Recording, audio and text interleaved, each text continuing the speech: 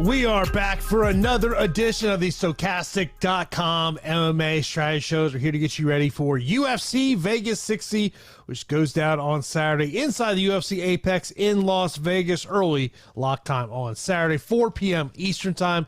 Of course, main card will be at 7 p.m. Eastern time, headlined by a key bantamweight matchup between Corey Sandhagen and Song Yadong. We are sponsored by Prize Picks. We're going to talk about those props over at Prize Picks throughout the show. Plus, we'll give you our favorite picks over there at Prize Picks. As always, I am joined by the fighter Pete Rogers Jr. Pete, it's great to be back here doing another Thursday show with you, as wasn't there with you on Saturday. Well, not here on Saturday with you either, so you only give me one day a week at this point. Hey man, that's okay. And when football season calls, we know what Jason has to do, and of course he's a part of one of the most exciting teams out there, so can't really blame him for it. Yeah, it's I was watching you guys a little bit on the plane ride over to Dallas last weekend. My guy Juicy J making me look smart, Yeah, I mean, honestly, like, it goes to show you that when a weight cut goes bad, you don't really know the entire story of it or know how a fighter's going to respond, whether it's positively or negatively. And regardless, Juicy J took that and he just put on a great performance. From what I hear, I wasn't able to watch the fight, but from the highlights that I saw, it looked like a pretty dominant decision victory. Yeah, one of the craziest fight weeks we've had in a while last week. When you look at the weigh-in issues and the changes, Khamzat Chimaev missing weight by 8 pounds, but then of course goes out there and looks incredible against Kevin Holland.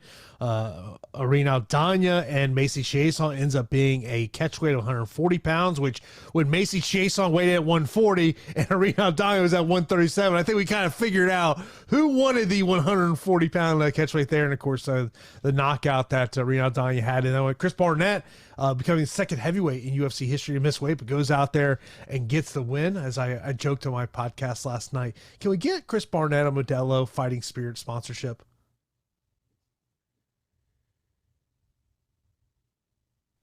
Oh, I was muted for a second. My first thing was I was like, hold on, my AirPods just go out? No, it's me. User error. But then I saw Tyler's reaction, and I go, oh, it's clearly not on my end. No, but like I was saying, I do think that Chris Barnett is just such a great personality. So the UFC needs to figure out a way to get him some more promotion. He does a great job of selling himself, and I think a lot of the UFC fan base and just everybody in general can relate to him a lot. Pretty average looking guy, excellent story behind him. And he's just a very likable character.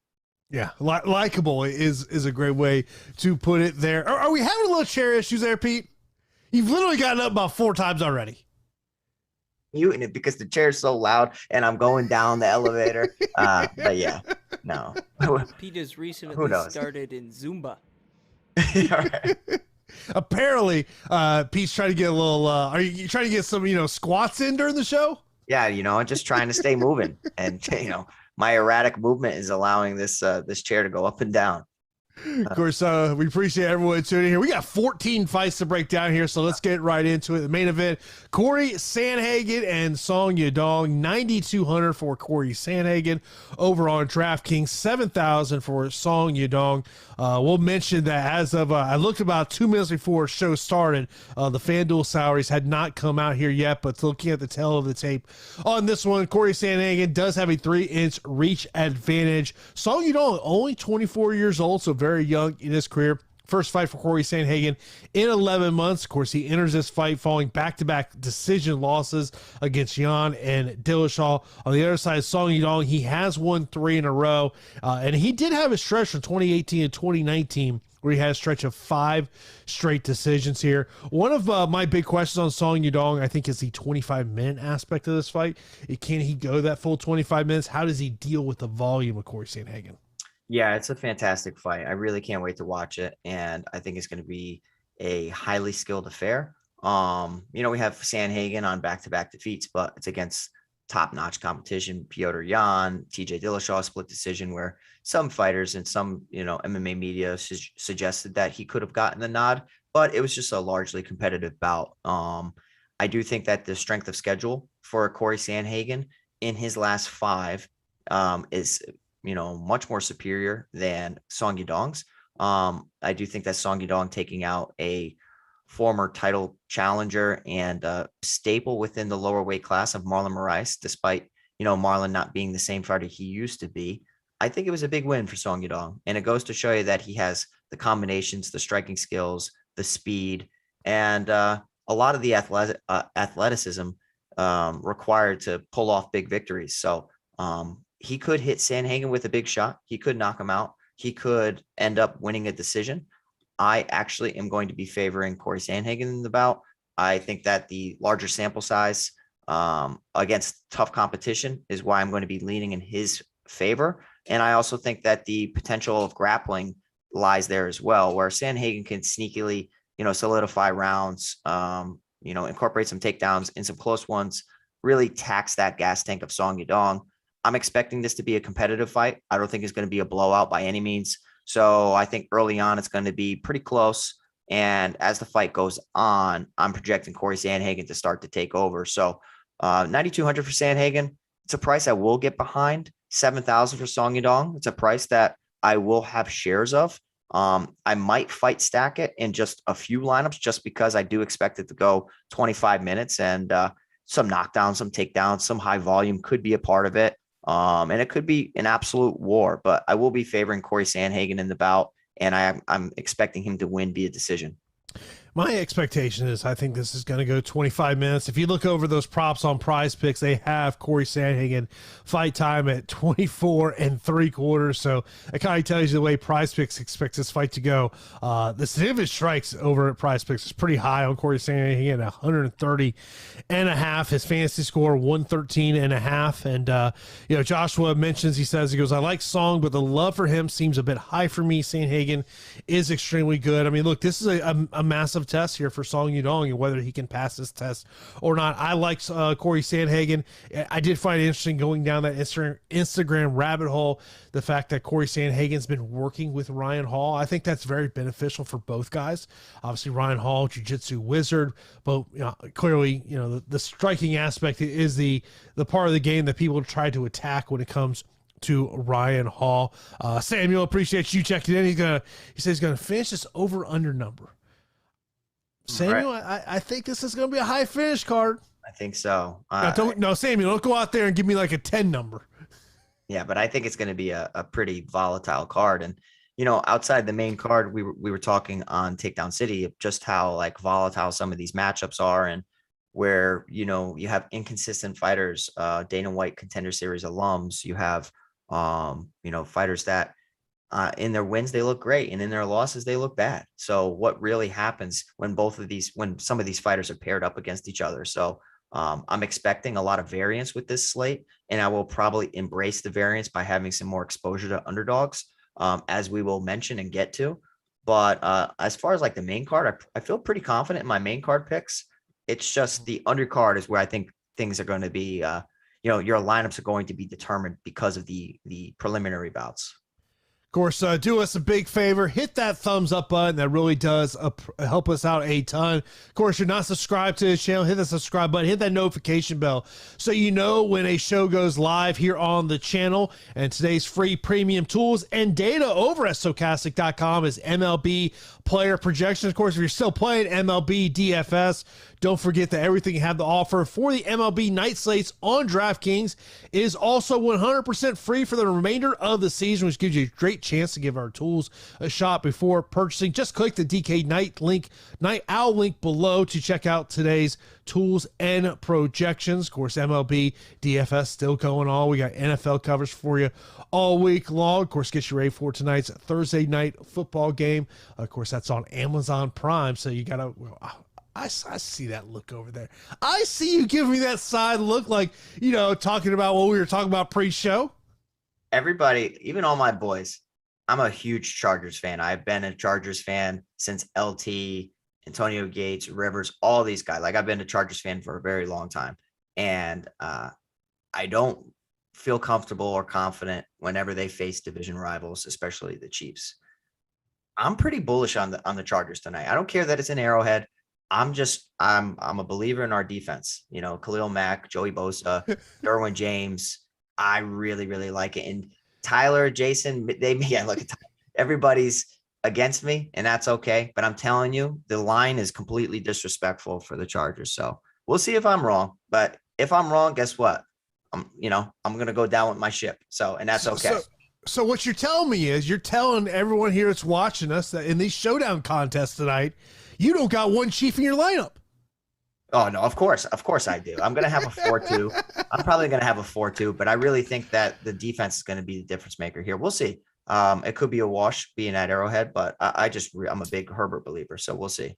Yeah, that D line can stay healthy. Yeah, they're that's a dangerous D line. No question about it. This is the type of matchup, right? Where like Friday, everybody's like, "Oh my God, the Chargers," and I'm over here early telling you guys about it. So if I look dumb, I look dumb. But I already placed the bet, so I'm big on the Chargers tonight. You know, if you look dumb, people are going to remind you on Saturday.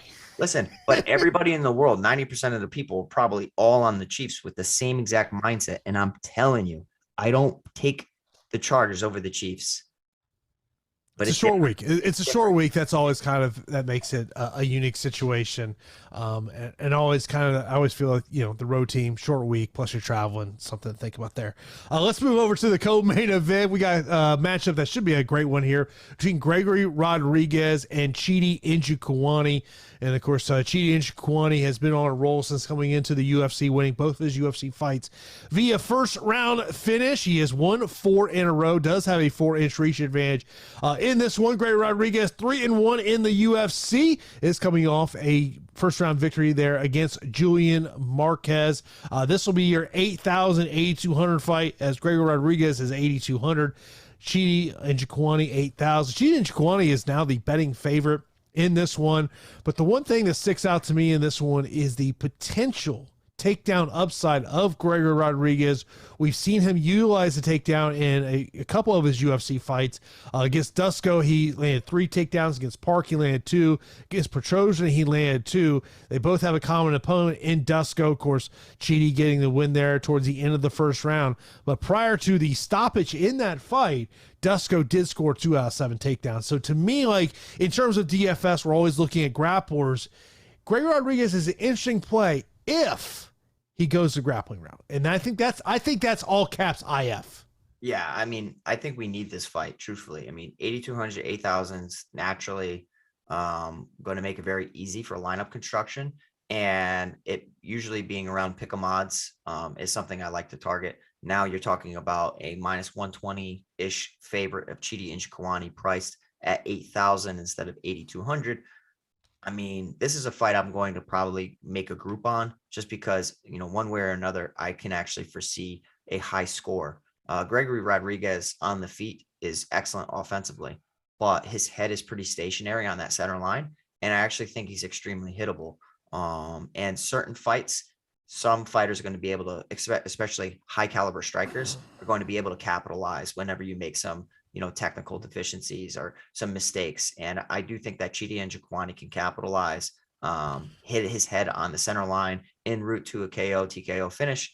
But, if you go back and you look at Njokuani's career, his Achilles heel has always been, if fighters take him down en route to ragdolling him, takedown city, and trying to work towards a submission finish. So like, I want to get to one of these guys, and, based on ownership, we'll decide how I'm going to get different from the field.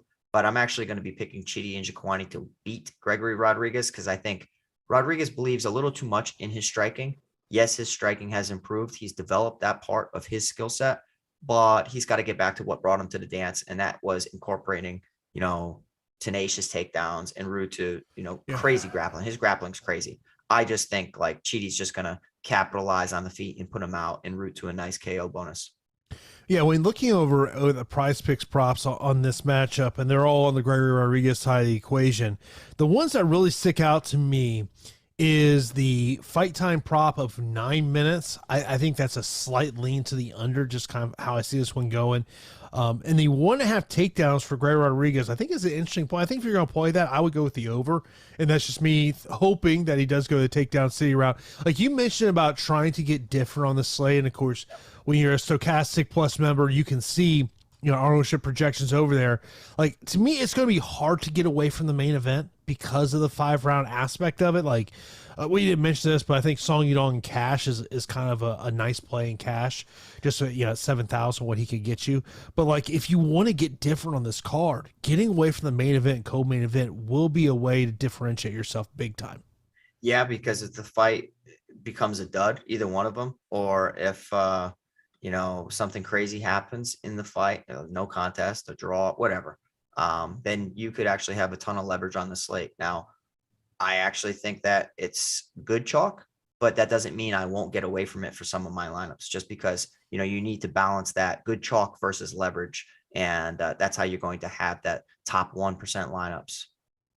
Of course, let's get over to the next matchup. It's a featherweight matchup between Andre Fili and Bill Algeo. 8,300 for Andre Fili, 7,900 for Bill Algeo. And Andre Fili, of course, his last fight did not go his way. A 41-second loss against Joe Anderson Brito back in February. He is 1-2 with 1 no contest in his last 4 fights. This is a fight that, to me, has got the recipe for going 15 minutes. Fili, 5 of his last 6 wins have come via decision. Algeo coming off that win there against Burns, which was a stoppage victory there in the second round. But prior to that, his previous 6 fights had gone the distance. And Andre Fili, he has fought the elite of the elite in this division. You look at a majority of his losses in the UFC, they're against the league competition. Max Holloway, Yair Rodriguez, Calvin Kattar, just to name a couple of those losses that he's had here. This is one of those ones in terms of GPPs. Andre Fili will be a target for me because of the takedown upside. Like that to me is the path to him winning this fight. If you tell me this fight plays out in the feed, Bill Algeo, the only question I have in terms of GPPs is in a 15-minute fight that maybe there's not any knockdowns, it's just a 15-minute kickboxing matchup, can he produce enough volume to be optimal? Yeah, I mean, I'm not sure that this is going to be a priority fight for me. If I land on it in my roster construction, I'll be okay with it. The pricing obviously makes it much more easy to get to than some of these other fights. 8,300 for Fili with takedown potential, 7,900 for Algeo with finishing potential. So if massive takedowns happen for Fili, he could break the slate. If Algeo is able to prevent the takedowns and stop Fili, who has actually been struggling of late, then he's at that price point where it makes a ton of sense. But I'm projecting it to go the full 15 minutes in a competitive affair. I understand that Andre Fili in his past 5 bouts does not look good at all. And Bill Algeo has actually been the better fighter of the two in the past 5 fights. Styles make fights. I don't think that Fili's skills have really diminished. I think it's just been, some matchup based. And Bill Algeo brings a ton of pressure, a ton of volume whenever he fights somebody in a good pace. And I think that Andre Fili can match the pace, but he's susceptible to getting hit with big shots, as evidenced in the Joe Anderson Brito fight. But I don't necessarily think that Algeo has the same type of pop, despite having a victory over Joe Anderson Brito. I just think that this is going to be competitive. Fili can strike with him on the feet, blend takedowns, and I actually think the winner of this is going to get like in the 80s as far as points wise goes. And there's just so many fights on the slate that I probably won't prioritize this. I'll get to it just because the salaries are really, really easy. But I think there's better fights to target. I'm picking Fili to win a decision. But again, like I said, it's not going to be a priority. This is one of those fights that from the betting side, maybe look at that split decision prop, because I can see where it's just a really close fight and one of the judges doesn't agree with the other 2 judges. Now get access to all the great Stokastic Plus tools and content we have out there for nearly every DFS sport with a Stokastic Plus Platinum Pass. This gives you full access to all the premium content tools we have over at Stokastic.com, including player projections, ownership projections, lineup builder, our premium Discord channel, and so much more. And if you're a new Stokastic Plus user, you got to take advantage of the deal that's going on right now, where you can save 50% off your first week of any Stokastic Plus pass. All you got to do is click the link in the video description below to activate this offer, or you can head over to our join page at Stokastic.com. Use the promo code MMA Strategy Show, all caps, one word. That's MMA Strategy Show for 50% off your first week of any weekly package. So if you want to take advantage of that Stokastic Plus MMA package, hit that promo code MMA Strategy Show. gives you access to things like the top fighter tool, ownership projections, fighter projections, pro plays, so much more. That top fighter tool is a tool that I'm using each and every week. One of the things I love to do with that top fighter tool is compare ownership to our top 6 percentage, maybe see if I can find some leverage. And of course, you know, I'm always looking at those fighters underneath 20%, especially those 9,000 fighters. Who is the 9,000 fighter you're not getting to? So it's the tools that myself and Pete use on a weekly. And of course, when you hit that promo code, that's something that you heard about here on the Strategy Show, and you boost me and Pete's ego a little bit. Yeah, absolutely. Make sure you guys support us. We appreciate you as always, and it goes a long way. So that's one way to show the channel, the company, that you guys really appreciate us. I don't know how much that has to boost my ego. You know, my ego is pretty high as it is, so I don't know if you can boost it pretty much more. I see that smile, Pete. I see that smile. Yeah, I got no ego, so I'm just thankful. So if you do it for us, I'm just extremely. Hold on, you're a fighter, bro. You got ego. No, not really. I mean, I have a competitive nature. I don't necessarily have an ego. Some fighters have bad egos, especially me being a coach. No, I don't. Yeah, well, I think we all kind of. Hey, Jason Floyd over there has got one. The MMA reporter. I'll tell you I do. Yeah, I ain't gonna lie about it. See, I really don't. Let's move over to the next matchup. We got Joe Pyfer taking on Alen Amedovski. Joe Pyfer, a huge betting favorite in this one. He is 9,700 over on DK. In terms of Amedovski, 6,500. Of course, Joe Pyfer has become the fan favorite of Dana White since his win there on the season debut of this season of the Contender Series. He's only gone the distance once in his career. That was in his second pro fight. All of his stoppage wins have come in the first or second round. Amedovski will try to keep it positive here. Things have not gone his way in the UFC. Yeah, no, they haven't. And, I think that Amedovski, outside of having a puncher's chance, just shows that he's really not made for the UFC. He can land a knockout shot, as he has done throughout his career, but extreme volatility and low level skills. The 6,500 the 6,500 salary is somewhat reflective of his skill, to be honest, inside the UFC. The price tag of Joe Pyfer at 9,700 is ridiculous, but I am expecting a Joe Pyfer round 1 or round 2 finish. So whether he gets a quick win bonus, whether he takes him down a couple times or just takes him down once and subs him, I'm expecting 100 points, but obviously at 9,700, we need a lot more than 100 points. You need, basically 120. It's doable. I'm not going to be avoiding it. I know it's a crazy price tag, but like as far as inside the distance odds, I really like Joe Pyfer to win inside the distance. So, you think a fight's going to go one way, and it tends to not go that, not go towards your projection. So I'm not going to, go crazy over it. I'm going to get the Joe Pyfer at 9,700 just because I think it's going to be a dominant showing. To me, the Joe Pyfer equation comes to a roster construction, because I popped up the DK app and I said, let me just put Joe Pyfer in. You put him in, that means for your other 5 players, your average remaining per fighter is 8,060. Yeah, it's crazy. We have Nick in the chat saying Amedovski is going to be the slate breaker. I mean, good God, if he is, I'm not going to play it. You could, but I just don't expect to see it. I don't think that he's good. I just don't. Look, if you're playing in a 150 max, 5%.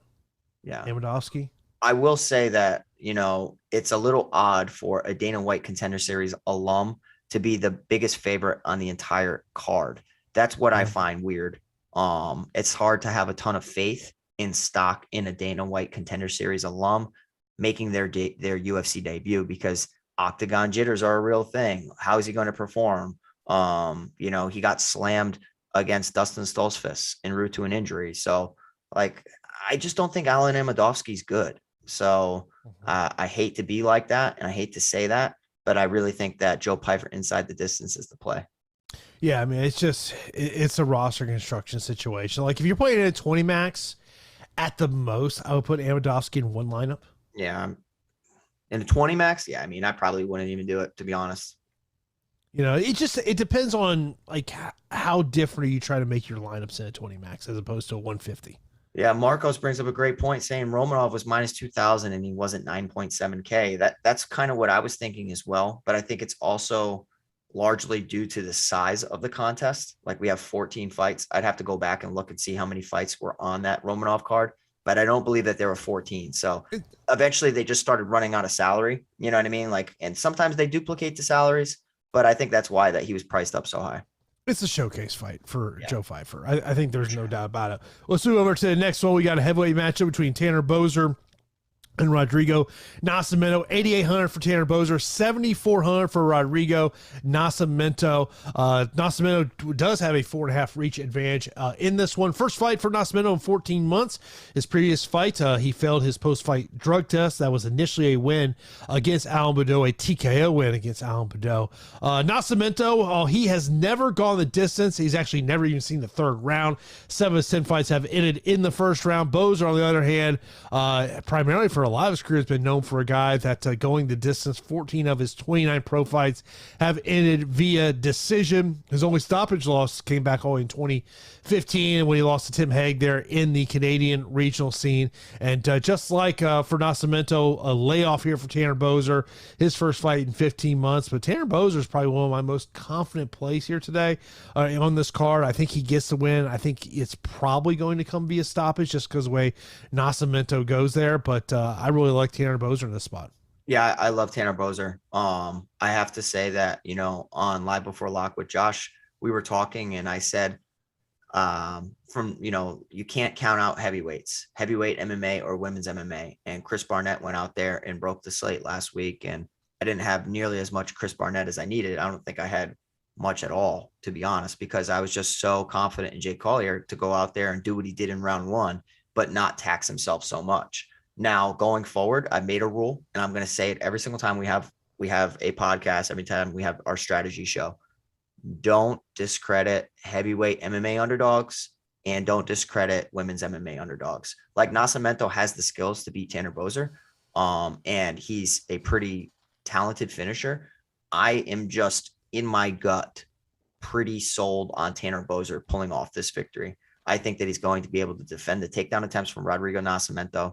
Nascimento on the feet is not a bad fighter offensively. Defensively, he's not nearly as skilled. And I think that Tanner Boser is just going to be the more consistent on the feet, the better minute winner. And in addition to that, I think he's going to land some heavy, heavy shots that some other notable names were unable to take, like knocking out Oben St. Preux, Rafael Pessoa. Okay. Felipe Lins, I really like that win. That has aged well, even though Lins really hasn't turned out to be the prospect that the UFC had hoped for. But with all that being said, whether it's via decision or KO, I'm expecting Tanner Boser to have a pretty solid showing. And the fact that Nascimento hasn't really been in the third round and is largely dependent on his success in rounds 1 and 2, you could see just a complete cardio collapse. So I'm going to go Tanner Boser 8,800 as one of the most contrarian plays just because of the 9,000 options. I don't know if it's contrarian, the word for it, but I could say it's like one of the fighters that's lost in the shuffle where everybody's, paying high and paying low. And that 8,800 could be that guy that we're talking about, late Saturday night, come Sunday morning saying, wow, he ended up getting a knockdown or two en route to a first or second round finish at 8,800. Yeah, his significant strikes landed prop over price pick 35.5 is an interesting number. It's an interesting number.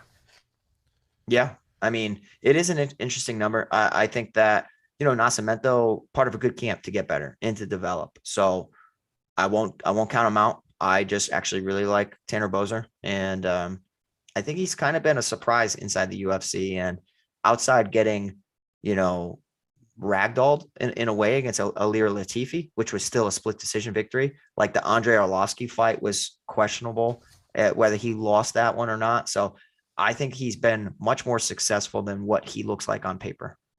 course, if you're looking to place a bet on this fight, you got to take advantage of the offer that BetMGM has for our listeners. As bet $10, win $200 with BetMGM if any team scores a touchdown. Click the link in the video description below to claim your free $200 now. Let's move over to the next matchup, as is Anthony Hernandez and Marc-Andre Barriault. Anthony Hernandez, he's 8,700, 7,500 for Marc-Andre Barriault. Hernandez has won back-to-back fights, coming off a decision win in April against Josh Frem. Barriault is coming off a first-round submission win against Jordan Wright. He is 3-1 with one no contest after starting 0-3 in the UFC. And my big note on this fight, Pete, is the takedown and submission upside of Anthony Hernandez. Yeah, I like Anthony Hernandez in the matchup, but Anthony Hernandez is kind of like on that line of, do I trust him or not? Same with Marc-Andre Barriault. So we've seen Barriault, start off his UFC career 0-3, and then follow that up with an overturned fight against Oscar Pereira. So like, only until recently he's found success, and it was a first round submission against Jordan Wright, then the first round knockout to Chidi and Njokuani, where we actually have seen Anthony Hernandez, kind of have some solid wins against Josh Fremd, dominant decision, Rodolfo Vieira submitting one of the best jiu-jitsu practitioners in MMA, obviously getting knee to the body followed up by an elbow against Kevin Holland, a very nice win over Jun Young Park. So like, it's tough to trust either one of these guys, and depending on the night, I could see the fight going one way or another.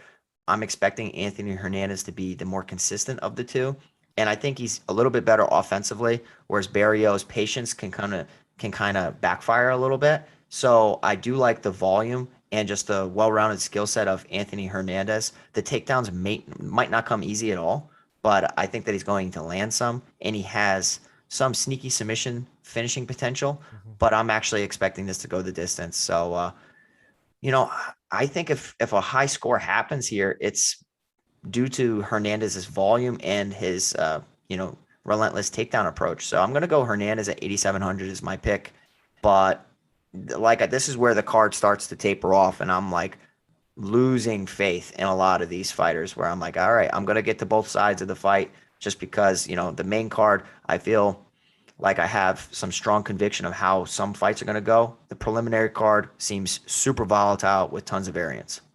Up next, we got a match between Damon Jackson and Pat Sabatini. Pat Sabatini, he is 9,000 on DK, 7,200 for Damon Jackson. Damon Jackson will have a 3-inch reach advantage in this one. Jackson, 4-1 since coming back to the UFC. 2 of those wins have come via submission and coming off a decision win back in June. Pat Sabatini is 4-0 in the UFC. 11 of his 17 wins have come via submission. This is a fight that I'm projecting to go 15 minutes.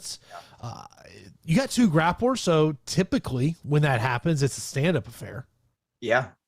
And Pat Sabatini is one of my favorite fighters on the card, and one of my favorite parlay pieces, because I know his coach really well, Daniel Gracie, really close with my coach from Renzo Gracie, Rhode Island. And Renzo Gracie Fili is just on another level as far as their MMA success inside the UFC, and even regionally as well. They're just a very, very strong team, well coached.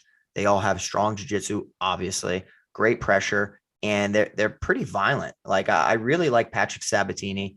I don't think that Damon Jackson is going to be able to handle what Patrick Sabatini brings to the table. Yes, their wrestling and their jiu-jitsu could negate each other, which could result in a striking affair, which is not my favorite path for Patrick Sabatini, because if I could find an Achilles heel for him or a weakness, it would be his striking that's not nearly as polished as his grappling. The longer the fight stays on the feet, the longer that any of these guys can land a big shot, hurt each other. And we have seen Sabatini not take shots well on the feet in the past.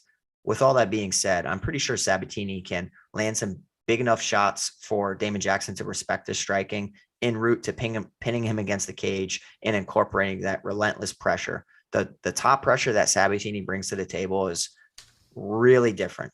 And it's really different because he chain wrestles well, but the pressure exhausts his opponents and it breaks them as well. I don't think that Damon Jackson is going to make a technical error on the mat, but we have seen in the past him get controlled against, some fighters similar to Mirsad Bektic, which I know Mirsad really well. and he is a dominant wrestler, phenomenal wrestler. And I actually think Patrick Sabatini can replicate that, but en route to a win, and not get caught in something silly. So Patrick Sabatini, 9,000.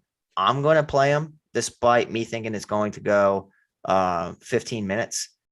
In 2 of his 3 decision wins in the UFC, he scored 106 and 105 points against TJ Laramie and Tucker Lutz. In his debut against Tristan Connolly, who's a talented grappler in his own right, he only scored 82. So this could be an underweight approach as far as DFS, but as far as confidence, like I'm really confident that Patrick Sabatini gets it done. In terms of how I see the fight going, it's a limited exposure for me. Just because of I'm concerned with especially on the Pat Sabatini side at a $9,000 price tag. I'm like, okay, you got to give me 100 points at 9,000.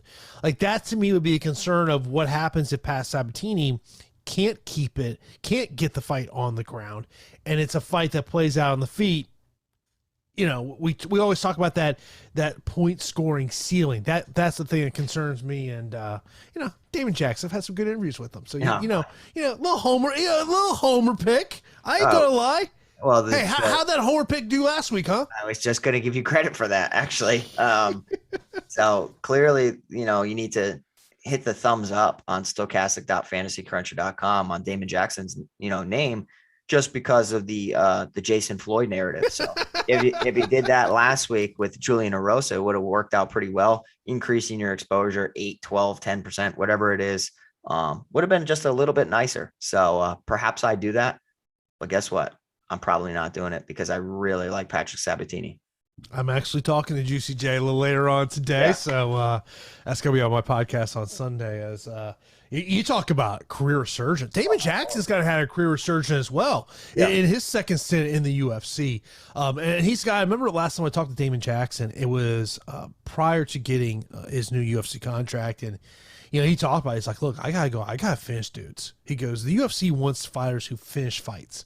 They don't want fighters who go out to get decisions. And it seems to me like when I've talked to fighters in the UFC, that has definitely become more of a thought process they're thinking about, of going, hey, and of course, as DFS players, that's what we're hoping for. We want guys that are going to fight for our dollar there. But it's just one of these fights that, to me, I'm just going to kind of limit exposure to. Of course, this is a strategy show. We're getting ready for UFC Vegas number 60. And, of course, we are sponsored by Prize Picks. Of course, head over to prizepicks.com, sign up now, and use that promo code OSMO for an instant first match deposit of up to $100. Now, we're going to talk about Trevin Giles and Louis Cosce here in a little bit. Actually, be fight we're going to break down here shortly. That's one of the props I really like over at Prize Picks this week. I'm looking at that Trevin Giles takedown prop of 1.5. I love the under there. I don't blame you, because in almost all of his fights, he's hit that number. Only in his UFC debut did he go to the takedown well and land more than one. He landed 5 takedowns in that one, but every single other fight, he's only landed 1 takedown. And you also talk about the wrestling background that his opponent, Louis Cosce, has to negate the attempts. It all comes down to, does the Cosce cardio keep up with Trevin Giles? Because no matter what level wrestler you are, if you don't have the gas, you really don't care about defending the takedown. But I would agree, the most likely situation is playing the under there. And we were just talking about Pat Sabatini. Yeah. His significant strikes landed is 29.5. I think that's an overplay, Pete. Yeah, it's probably an overplay because of the likelihood of, like we just said, the wrestling and submission skills being somewhat negated, forcing a stand-up affair, as most 2 grapplers facing off turns into. So even though I'm not in love with Sabatini striking, I do think it's improving. I think that the over is probably the play there. Yeah, I mean, looking at some leans over at Prize Picks, mentioned about that Tanner Boser over 35.5 significant strikes. Mm-hmm. Another one, we'll talk about this fight a little bit later, the Jillian Robertson 11 fight time minute. That's an interesting one. I like that because I view that fight going one of 2 ways. Either she's going to ragdoll her opponent, or her opponent's going to beat her up on the feet, and Robertson shells up pretty much anytime she gets hit. So I'm expecting a finish in that fight. So 11's, I wish it was a little bit richer, but 11's kind of right at that line where I'm willing to play the under. Next up, let's move over to our next matchup is a female match between Aspen Ladd and Sarah McMann. Aspen Ladd, she is 8,400, 7,800 for Sarah McMann. And as we do this show here on a Thursday, my biggest question mark is, what does Aspen Ladd look like on the scale? It seems like that's kind of been the narrative with Aspen Ladd now for some time. She's dropped back-to-back fights in 3 of 4. Her last 2 losses have come via decision. McMann seeking back-to-back wins for the first time since 2017, coming off that decision win in March against Carol Hossa. She recently left Team Alpha Male, kind of doing her own thing here. I mean, look, we know Sarah McMann, the thing comes down to is wrestling. Yeah, I mean, but I don't know how the heck I trust either one of these fighters, if I'm being honest. Like, this is volatility. I expect Sarah McMann to be the more popular pick. I have to be honest. I think more people are going to flock to Sarah McMann. Obviously, the price tag is 7,800 with wrestling upside and beating a pretty talented fighter in Carol Hossa, who's a good jiu-jitsu practitioner, can get her own offensive takedowns, pretty good on the feet. McMann landed 4 of 6 takedowns. So, like, I think that could possibly balloon her ownership. But when McMann gets pushed to the brink of defeat, she kind of looks for a way out. I have to be honest. Like, we've seen it multiple times, whether it's via submission or via KO, TKO. I'm expecting Aspen Ladd, and I hate saying this because I really don't trust either one of these fighters. I really think Aspen Ladd might beat Sarah McMann. And she's at that price point at 8,400 where, nobody wants to bank on her. She can barely make weight. How do you trust a fighter that has lost back-to-back fights to Norma Dumont and Raquel Pennington? Well, turns out Norma Dumont is not bad at all. I actually picked Norma Dumont to beat Aspen Ladd back when they fought in October of 2021. And Raquel's just pretty talented everywhere. I think that Aspen Ladd might punish Sarah McMann on some of her attempts, whether it's in the takedown department or striking department. So I don't know if you agree with me or disagree with me, but I'm going to be leaning in Aspen Ladd's favor. But like I said, I'm confident in my main card picks for the most part. Mm-hmm. My underdogs and the preliminary bouts are where I'm going to be relying on our tools on Stokastic.com to kind of, figure out how I'm going to get different from the field. But I'm picking Aspen Ladd to win. It's a slight lean to Aspen Ladd, but subject to change based on what we see tomorrow in terms of the weigh-ins. Okay. I want to see what she looks like there. But to me, it's a slight lean there to Aspen Ladd. And that's where looking at a projection of 20% ownership as we sit here on Thursday does kind of make that one a little bit interesting. Next up, we got the matchup between Trevin Giles and Louis Cosce. Louis Cosce stepping in the octagon for the first time in nearly 2 years. His last fight took place there in November of 2020. That was a 3rd-round defeat. He was supposed to fight back in April. However, he tested positive for COVID. And we look at the Trevin Giles situation. He's got a 3-inch reach advantage. He's dropped back-to-back fights. Both those are stoppage losses. He's 3-4 in his last 7. Lost in the first round in his last matchup against Michael Moraes. What's your take, Pete? My take is, again, it's like volatile fight. It's one that I'm expecting not to, reach the scorecards. Just how both of these fighters fight. You have Trevin Giles on back-to-back knockout defeats. I do not like backing a fighter who's been knocked out, never mind being knocked out twice in a row. So the Dricus du Plessis one, man, right across the ground and pound. In addition to that, following up with Michael Morales knocking him out, like, my goodness.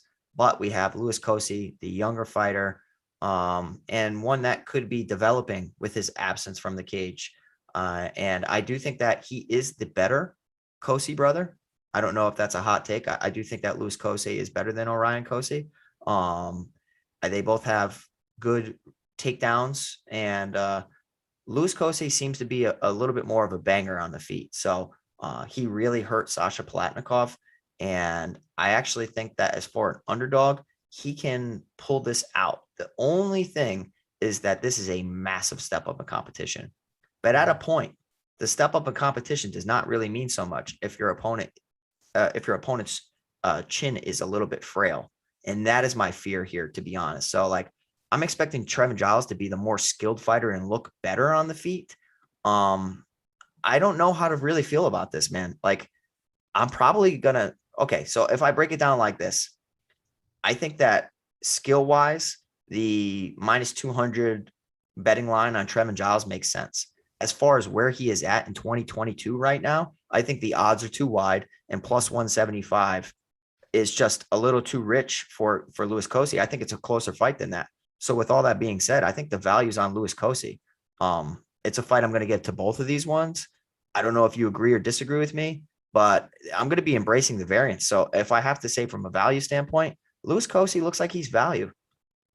I want to give both sides of it, but I don't have a strong take on either side of the equation. Yeah. I think it's one of those things of, I want to get a little sprinkle on each side of the thing. Like mentioned about Prize Picks, I do like the under 1.5 takedowns. I think Cosce, because of his wrestling pedigree, he can keep that fight up on the field. Let's move over to the next matchup. It's a female matchup. You got Lookboonmee taking on Gomes. Lookboonmee, 9,500, 6,700 for Gomes. Gomes coming off a win on the Contender Series last month, back on August the 23rd. That was a decision win. She's won 6 straight since dropping her pro debut. Lookboonmee, her first fight since November of last year, was decision loss against Lupe Godinez. She's 3-2 in the UFC, and all of her fights in the UFC have gone the distance. Yeah, I like Lookboonmee. I don't like her from a DFS perspective, truthfully, just because she might find a finish one of these days inside the UFC, and this could be it. I think that the striking gap, despite Denise not being bad at all, it's just Loma's superior. I think that being a Thai fighter, her clinch is underrated. Her overall hands into legs are underrated. And I think she can actually land some takedowns as well, just because of the trips and all of that stuff in the Thai clinch. And just kind of, if you tie up with her, she's going to dump you to the mat. So it all comes down to whether they start marking these off as takedowns or not. She attempted 6 in her debut, 8 in the fight against Sam Hughes. So I think a 90 plus, performance is in the realm of possibility for Loma Lookboonmee. And I think it's going to be one-way traffic. I like her here. I mean, how can I say I don't like her here? But 9,500 is way too rich. If she was 8,700, I'd play her. 95 is way too much. So outside of a small sample size, I'm probably just not going to get to this fight, to be honest. Yeah, the price tag absolutely scares me there, 9,500. She's got to go out there and get a finish. Of course, one of the things that Pete and I would love to see is you go into the Stokastic Hall of Fame for UFC Vegas to 60. Of course, we want to see you rocking that Stokastic avatar on your DFS profile. You can get that over at stokastic.com/avatar.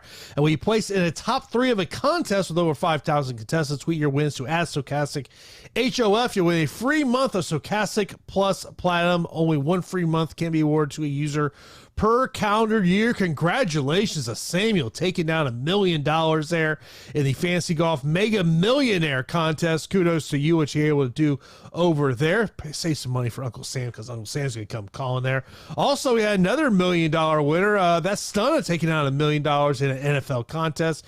Of course, also Steve Boser taking out $100,000 in an NFL contest last week. Also, look at the Monday Showdown contest. 2 of our members taking down first place there, winning over $293,000. Also, Swanny DFS taking down about a little over $9,000 in NFL DFS. And our guy EMAC showing how using the tools have benefited him with taking down some winnings there in a NFL contest. He had Patrick Mahomes as his quarterback, Pete. Yeah, I mean, Mahomes is good when you're facing Arizona. Let's see how it is tonight against the Chargers. We'll see. Wow, daggers, man. Pete just throwing these little daggers in here. I'm telling you, man. We'll see. I may look like an absolute fool, but all I need, really, because I just need them to lead by 7 to actually win my bet. But in addition, for any period of the game, but I also have just money on the money line as well. So yeah, let's go Chargers.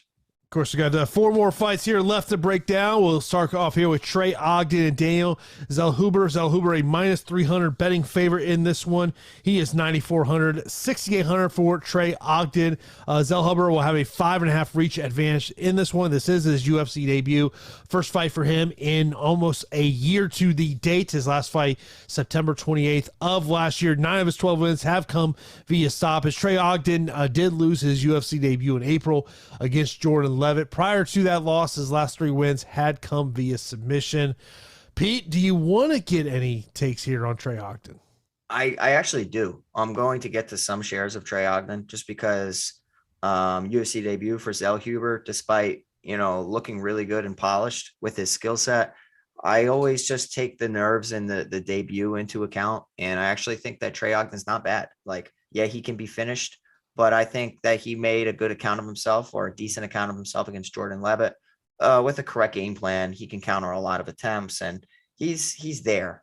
He's there to perform better than most fighters that are priced at 6,800. So I'm going to get to some shares. I'm not really convinced that Zellhuber is going to be like a priority play for me either. This fight is kind of just blah for me. I mean, everybody's expecting Zellhuber to run over Trey Ogden, and I actually think it's going to be a little bit more of a difficult fight. So sitting there at about 76% win probability, I think it's more in the 65-35 category. So yeah, that's, slight value on the Trey Ogden side. Still think that it's probably going to favor Zellhuber in the matchup, but I'd be a fool not to include Trey Ogden in several of my lineups. It is kind of concerning with his matchup there against Jordan Levitt's a big concern with me. Next up, we got a female matchup. We got Maria Agapova taking on Jillian Robertson. Jillian Robertson 8,500, 7,700 for Maria Agapova. These are two former training partners there at American Top Team. Agapova will have a 5-inch reach advantage. She is coming off a submission loss against Maria Moreau. She has alternated wins and losses in the UFC. Both of her losses in the UFC have come via stoppage. For Jillian Robertson, she has also alternated wins and losses since 2019, coming off a decision loss in March. So someone's going to break the trend here, Pete. Yeah, somebody's going to break the trend, and it's a little crazy. I think that I'm going to be favoring Jillian Robertson. Now, I mean, I can't stress this enough of how close some of these preliminary bouts are. And it comes down to, just going the correct game plan, the best path to victory. And Jillian Robertson can strike minimally in this fight. She needs to really push the pace in the wrestling and takedown department, and just try to get the best of Maria Agapova. I really think that the submission is live here. I'm expecting a rear naked choke from Jillian Robertson. A little specific, but just how all the tendencies I see from Maria Agapova. She's not as skilled on the mat than she is on the feet. But with all that being said, we have seen Jillian Robertson get hit with some big shots. And if the initial takedown attempt is not there, she shells up, and then she's a punching bag until the ref steps in. So an Agapova upset, women's MMA will not cross her off at all. I am actually picking Jillian Robertson in the matchup. But if you really felt strongly about Maria Agapova, I would definitely listen and take what you had to say into account. But this is a fight where I'm going to be getting, massive exposure to. I actually think that this fight is going to be an optimal fight, to be honest. Yeah, Jillian Robertson, armbar from guard, is always live in this one. Next up, we got a matchup between Tony Gravely and Javid Basharat. Basharat is the favorite in this one, 8,600, 7,600 for Tony Gravely. Gravely, since losing his UFC debut, is 4-1 in the promotion. He's won back-to-back fights, coming off a first-round victory in June against Johnny Munoz. Javid won his UFC debut in March against Trevin Jones. That was actually the first time he's gone the distance in his career. Yeah, that was crazy. And I'll tell you what, this is a very interesting fight. I really like the Basharat brothers, and I just made some money on the Contender Series a couple nights ago. And I do think that Javid's really talented, especially on the feet. He can also land takedowns, and the Basharat brothers have some sneaky jiu-jitsu. And let me tell you, Tony Gravely has, throughout his career, he's always been susceptible to getting caught in submissions, and we have seen that gas tank and him get rocked numerous times as well. So I think that there are multiple ways to finish Tony Gravely, but it's a lot easier said than done. Like, Tony Gravely is going to be one of the most popular underdog plays on the slate. Strong grappling, strong wrestling, power in his hands. I thought his previous opponent was going to actually beat him. So I thought Johnny Munoz was going to, grapple him possibly into exhaustion, or, get him in a bad spot and submit him. So that did not work out well for me. And Tony Gravely is a fighter that I really like, but I often find myself picking against them. So I will also be picking against them here, Javid Basharat. But this is another sneaky fight where I feel like this is a priority play for me. Yeah, it's one of those things of, if Tony Gravely, I mean, when I think of Tony Gravely, I think of grappling, I think of wrestling, and could be someone under 8,000 that you look at there. Now let's get our first fight of the night. We got Nicholas Motta taking on Cameron Van Camp. 9,300 for Nicholas Motta, 6,900 for Cameron Van Camp. I feel like this is a showcase matchup for Nicholas Motta. I'm not big on Cameron Van Camp in this one, even though Van Camp does have a reach advantage of 4 inches in this one. Both guys coming off losses, but I kind of feel like this has been set up for Nicholas Motta. You know, on paper it seems that way because I also like Nicholas Motta against Jim Miller, but man, in that fight he seemed a little bit like starstruck or kind of just like caught up in the moment. And it was just weird. And it could be because you're facing such a legend within the sport in Jim Miller. You know, it was not a good account of himself at all. And he did not look good and he ended up getting finished. So priced at 9,300, I'm just like, okay, like, is this more about him or more about his opponent and Cameron Van Camp? And Van Camp up a weight class at welterweight, debuted against Andre Fiallo and, you know, looked good early, like was hurting Fiallo and looked like, man, this Van Camp kid could actually break the slate. I feel like he's going extremely disrespected as far as the line goes. I'm picking the under 2.5 in this fight. I don't think it goes the distance.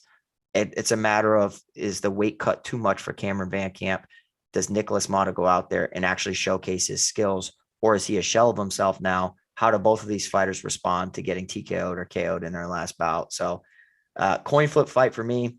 And I definitely think that the odds are way too wide, especially for a bigger fighter coming down to 155 pounds. So there's some value on Cameron Van Camp. It's a fight that I'm just going to put in Cruncher because I think the Motta Van Camp fight and the Jillian Robertson Agapova fight are both optimal fights. So I will be making a group on Stokastic.Fantasy Cruncher asking to get at least one of those.